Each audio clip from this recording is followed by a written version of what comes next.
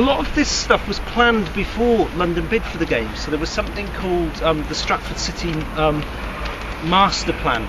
So it was basically a master plan to build a whole chunk of new metropolitan city in East London. And the very first part of that to be put in here on the site, which used to be kind of railway land, is kind of known as Brownfield site, was that they decided to put the international station here, right in the middle of this huge kind of almost derelict kind of ex-industrial area. And part of that process meant that all the spoil that came out of the tunnelling that was going on enabled them to raise the site by 4 metres, which made it kind of into a platform to build a very, very much bigger piece of city on.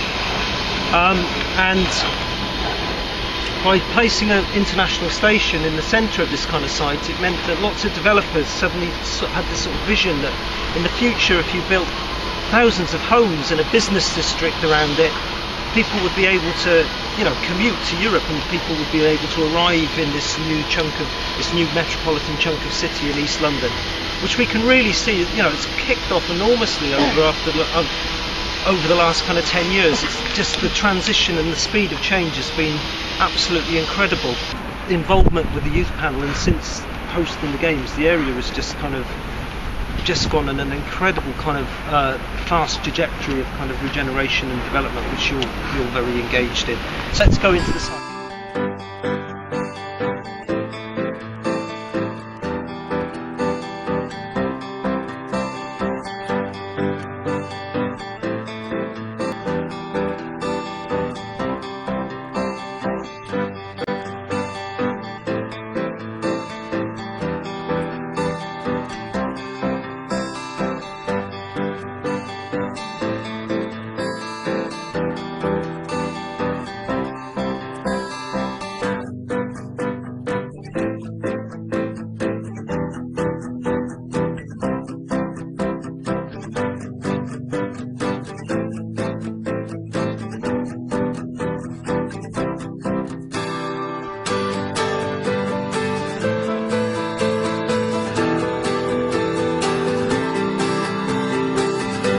Interesting is that's what the site looked like in the 1960s. So it had lots and lots of railway industries on it.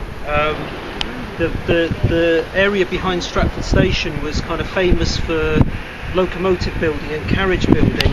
That's the kind of Stratford City Master Plan, which was a blueprint for a huge chunk of new city, and that was actually submitted in 2003, which is like several years before London actually bid and won for the games. And the Athletes Village, or East Village as it's now called, was actually designed at that stage without London knowing that it was going to host the games. Because it got planning permission at that stage, they had to carry on with that plan and make that work for the games, and I mean it clearly worked as well. And I think the feedback that they got from the athletes was that they really liked living here. Probably having the best time of their lives at the Olympics. They probably would say. Well, it's the only Olympics really that they've stayed right next to the venue. And every other Olympics they get bused to the venue, to the stadiums and things like that, so they could walk to it.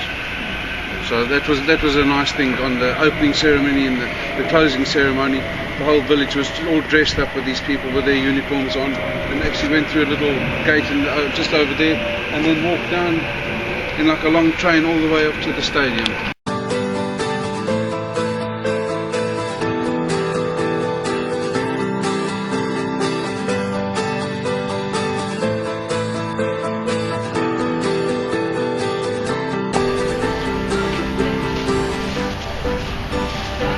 I think from here you can really see how, so there's 11 blocks, but with this incredible kind of landscape, really generous kind of landscape, which is really beautifully landscaped. And I think you said 2,500 trees? 2,800 before games, we've got 442 after games. Wow.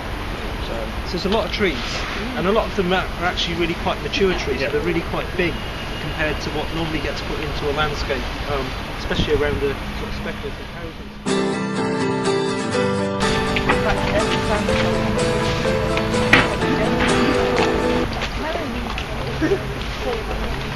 And then I think this area on the right, they've tried to plant it very, very naturally, so there's lots of old tree trunks, and they're trying to again encourage lots of biodiversity on the site. And apparently the upright tree trunks aimed at trying to attract stag beetles to East Village. That would be very enjoyable for the residents, wouldn't it? Kind of extreme east of the site, I suppose. I think what you'll have noticed is starting off, we looked at the wetlands, which is the water filtration area. We came up through that the long narrow space with kind of undulating and ponds and lots of planting, then into Victory Square, and it's gradually becoming more and more kind of leaving the kind of park aesthetic of the Queen Elizabeth Park, gradually becoming more and more kind of formal and architectural, as it's just the other side of there is sort of Stratford New Town and Leighton. So this is the kind of the eastern edge of the site. And you can see this is kind of laid out like a traditional kind of London square in a sense, with all the blocks overlooking it.